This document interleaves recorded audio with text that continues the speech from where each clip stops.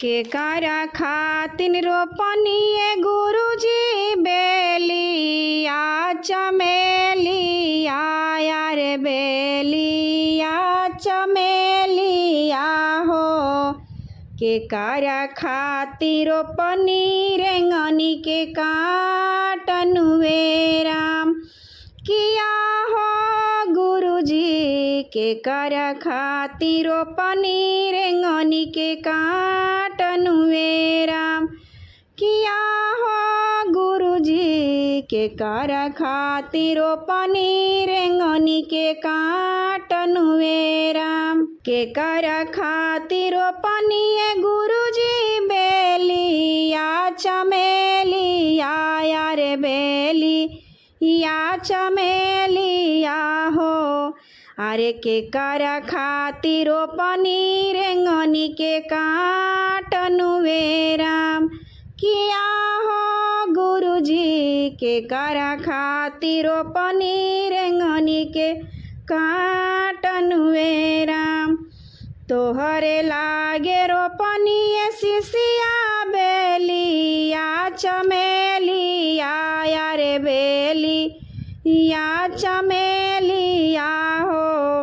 स्वामी लागे रोपनी रेंगनी के काटनुवे राम किया हो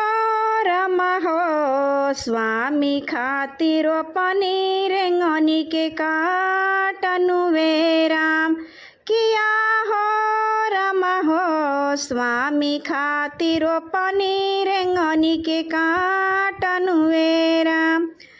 कवन गलतिया गुरुजी स्वामी हमर कइले अरे स्वामी हमर कइले हो हमरा के देती बतलाइनुवे राम किया हो रमा हो हमरा के देती बतलाइनुवे राम दाया मांगे बैठेलु सिसिया तोह के गरिया वेले अरे तोहारा के मारेले हो चार चाकर नवा तोह के मारेले हो राम किया हो सिसिया चार चाकर नवा तोह के मारेले हो राम एही खातिर रोपनी रेंगनी के काटनुवे राम किया हो सिसिया एही खातिर रोपनी रेंगनी के काटनुवे राम किया हो सिसिया एही खातिर रोपनी रेंगनी के काटनुवे राम एके कसुरवा गुरुजी स्वामी हमर कइले अरे स्वामी हमर कइले हो इनहु के क्षमा करी देती एके कसुरवा गुरुजी क्षमा करी देती अरे क्षमा करी देती अरे माफ करी देती हो स्वामी के कमैया दान करिले राम किया हो गुरुजी स्वामी के कमैया दान करिले राम किया हो गुरुजी स्वामी के कमैया दान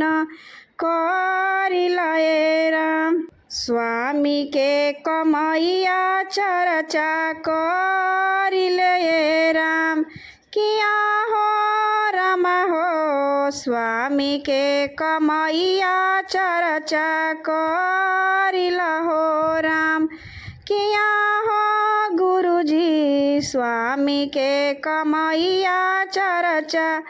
करिले राम स्वामी जी से बड़े गुरुजी हमारो से नूरावा रे मांगी कैसे नूरावा हो स्वामी जी से बाणे गुरु जी हमारो से नूरवाया रे